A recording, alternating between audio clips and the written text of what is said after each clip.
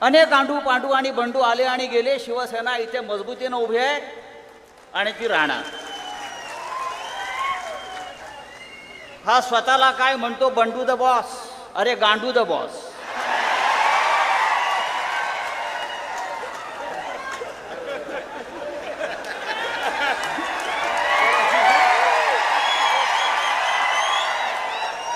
बरोबर ना. आता यापुढे त्याला गांडू द बॉस म्हणायचं. त्यांना सांगाय परभणी आहे.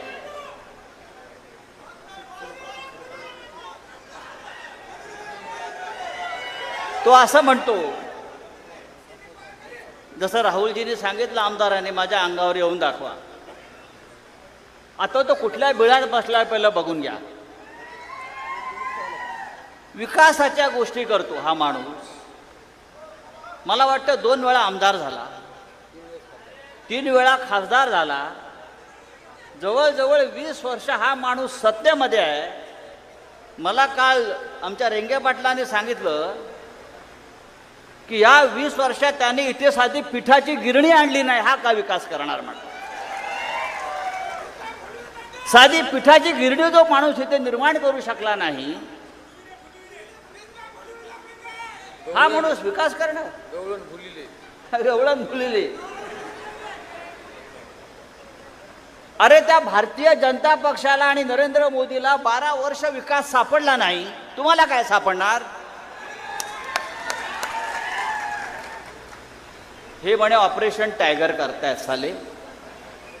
ऑपरेशन टायगर नाही, यांनी आता ऑपरेशन प्रभू श्रीराम सुरू केलेलं आहे. ऑपरेशन श्रीराम, रामाचं ऑपरेशन. ज्या श्रीरामाने यांना सत्ता मिळवून दिली, आम्ही त्या रामाच्या अयोध्येसाठी शिवसैनिकांनी बलिदान दिलं. हिंदुहृदय सम्राट बाळासाहेब ठाकरेंनी हा लढा उभा केला हिंदुत्वाचा आणि श्रीरामाचा.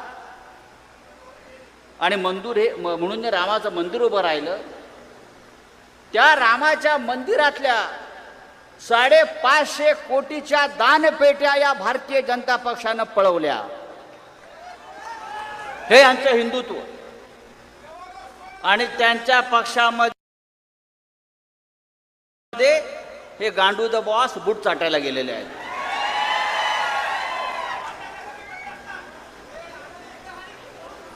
तेव्हा या देशामध्ये जी परभणीचा लौकिक आहे की या परभणीमध्ये कोणीही गद्दारी केली तरी त्या गद्दाराला गाडण्यातच येतं. आणि काय विकास, विकास म्हणजे काय. परभणीचा हा काय विकास करणार आहे. हा काय परभणीचं दुबई करणार आहे का. हा काय परभणीचं सिंगापूर करणार आहे का. हा काय परभणीचं स्वित्झर्लंड करणार आहे का. अरे हा पत्र्याच्या घरात राहणारा साधा शिवसैनिक आज कुठे राहतो. 2000 कोटीचा मालक आहे म्हणून मला कोणीतरी सांगितलं. शिवसेना या 4 अक्षरामुळे मिळालेली ही ताकद आहे. शिवसेना या 4 अक्षरामुळे आणि ठाकरे कुटुंबामुळे. तो असं म्हणतो मला चापटी मारून दाखवा. अरे चापटी काय तुला तुडवणार आम्ही. मला चापटी मारून काय दाखवा. ऑपरेशन तुडवा हे त्यासाठीच आहे. गद्दार दिसला की तुडवा हे आमचं ऑपरेशन आहे. हे शिवसेनेचं ऑपरेशन आहे. आणि त्यासाठी कोणत्याही आदेशाची गरज नाही. हा हिंदुहृदय सम्राट शिवसेना प्रमुख बाळासाहेब ठाकरे यांनी दिलेला आदेश आहे. आणि बंडू सारख्या गांडूने आम्हाला आव्हान देऊच नाही. तेव्हा शिवसैनिकांना मी इतकंच सांगितलं, ही परभणी शिवसेनेची, शिवसेनेचीच राहील. असे बंडू गांडू येतील आणि जातील, चिंता करायचं कारण नाही. मला तर मगाशी येताना असं वाटलं राहुल आमदार की तुमचीच एखादी विजय मिरवणूक चाललेली आहे. असंच वातावरण होतं. नंतर कळलं की आपण गांडू द बॉसच्या मैताला आलेलो आहोत. असो,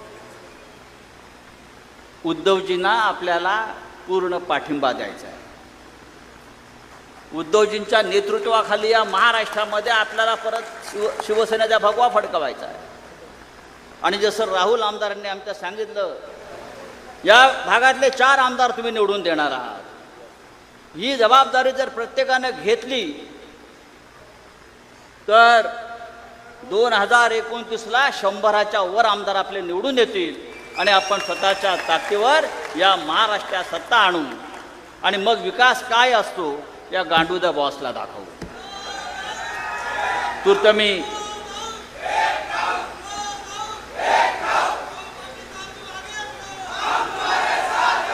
तेव्हा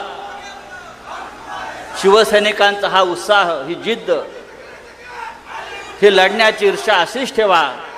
नक्कीच महाराष्ट्र आपला ताब्यात घेऊ इतकंच सांगतो आणि तूर्त आपली रजा घेतो. जय हिंद, जय